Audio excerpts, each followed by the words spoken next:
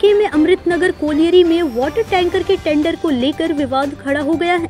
गाड़ी मालिक और चालकों के संगठन ओनर्स एंड ड्राइवर्स संगठन का आरोप है कि बिना किसी पूर्व नोटिस के ही और बिना पारदर्शिता के टेंडर की प्रक्रिया संपन्न की गई। इस संदर्भ में मंगलवार को संगठन की तरफ से अमृतनगर कोलियरी और कुनुस्तोड़िया एरिया जनरल मैनेजर कार्यालय के सामने विरोध प्रदर्शन किया गया। संगठन की तरफ से बताया गया कि जैम पोर्टल पर टेंडर जारी किया गया था, लेकिन स्थानीय संगठन को कुछ भी बताया नहीं गया और बाहर से आए लोगों को टेंडर मिल गया। संगठनिक सचिव दीपक दास ने कहा कि प्रशासन अगर संगठन के साथ संघर्ष करना चाहता है तो संगठन भी अपने पांव पीछे नहीं करेगा। उन्होंने कहा कि अगर 10 दिनों के अंदर रद्द नहीं किया गया तो बड़े पैमाने पर आंदोलन किया जाएगा। संगठन की तरफ से जनरल मैनेजर कार्यालय को एक लिखित मांग पत्र दी गई है। स्थानीय स्तर पर इस मुद्दे को लेकर माहौल बेहद गर्म है। इस बारे में दीपक दास ने कहा कि इससे पहले उन्होंने इस एरिया को लेकर कभी कोई विवाद जो पैदा नहीं होने दिया। उन्होंने कहा कि कोई वाहन चालक के 30 साल से तो कोई 40 वर्षों से यहाँ पर सेवा दे रहा है। अब अचानक कैलेंडर के जरिए अगर बाहरी लोगों को यहाँ पर काम मिलने लगा तो यहाँ के वाहन चालक कहाँ जाएंगे। उन्होंने कहा कि बहुत पहले से ही यहाँ पर वाहन मालिक और वाहन चालक आंदोलन कर रहे हैं।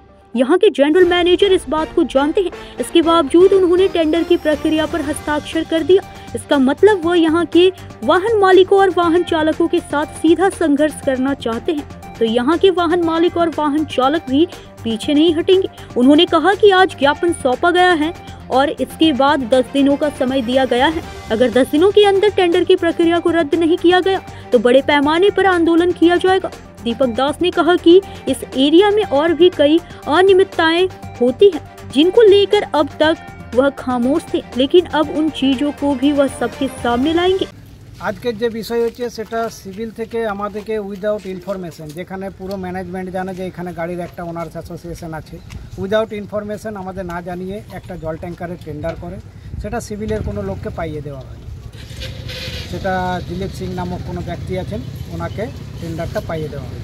তো সেটার বিরুদ্ধেই আজকে আমরা বিক্ষোভ সমাবেশ করেছি। আমি যেহেতু দায়িত্বে আছি, আমি ইসিএলের কোনো ব্যাপারে মাথা খারাপ করতাম না আমাদের এরিয়ার, কারণ আমাদের এরিয়াতে আমি গাড়ি নিয়ে ছিলাম।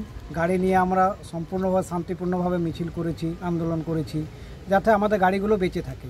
আমাদের যারা 30 বছর 40 বছর গাড়ি চালাচ্ছে তারা যাতে বেঁচে থাকে সেই হিসাবে করেছিল।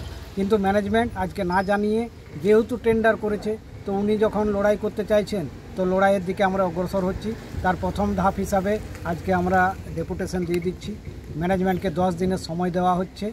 10 দিনের মধ্যে যদি ম্যানেজমেন্ট এই টেন্ডারটাকে ক্যান্সেল না করে তাহলে আমাদের আন্দোলনে স্ট্রাইকের দিকে যাবে, সেটা আজকে দেওয়া হচ্ছে। আমি এরিয়া নিয়ে মাথা খারাপ করতাম না, কিন্তু বর্তমান সময়ে আমি দেখলাম এরিয়া আমার গাড়ি নিয়ে মাথা খারাপ করছে। এর আগে আমাদের টেন্ডার আসেনি, আমি 7 দিন অ্যাম্বুলেন্সের টেন্ডার আমাদের এক্সটেনশন হয়নি। 7 দিন ফ্রি অফ কস্ট আমি সার্ভিস দিয়েছিলাম ম্যানেজমেন্টকে, কারণ একটাই যে আমরা যেহেতু ইসিএল থেকে করে খাচ্ছি, কোনো কারণবশত এক্সটেনশন আসতে দেরি হয়েছে। 7 দিন 6খানা অ্যাম্বুলেন্স আমি ফ্রি সার্ভিস দিয়েছি, কিন্তু এই জিএম সাহেব আমাদের সাথে লড়াইয়ে যেতে চাইছেন। ইনি সব কিছু জানার পরেও টেন্ডারে সাইন করেছেন, তাই আমরা আজকে এই আন্দোলনের সূচনা করছি। এর সাথে সাথে এইবার কুনুস্তড়িয়া এরিয়ার আদার্স ব্যাপার নিয়ে, যেটা নিয়ে আমি কোনোদিন মাথা খারাপ করতাম না, আমার কাছে প্রচুর ডকুমেন্ট আছে এই কুনুস্তড়িয়া এরিয়ার, আমি কোনোদিন ওপেন করিনি। কিন্তু আজকে যা পরিস্থিতি দেখছি যে এই জিএম সাহেব তো কোনো কিছু কথা শুনবেন না, উনি দেখা পর্যন্ত করেন না কারোর সাথে ভালো করে। তো আমরা দেখছি উনি দুজনের সাথে কথা বলেন, আর আমার সাথে যদি মিটিং করতে হয় ওনাকে আমার পুরো ইউনিটের সাথে মিটিং করতে হবে। আমি দীপক দাস একজন দুজন নিয়ে মিটিং কোনোদিনই করেনি, কারণ আমার ইউনিট জানবে যে কি কথা হচ্ছে, সবার সামনে কথা হবে, এটা একটা। আর আজকে আমরা কুনুস্তড়িয়া এরিয়ার रानीगंज से सत्यनारायण सिंह की रिपोर्ट।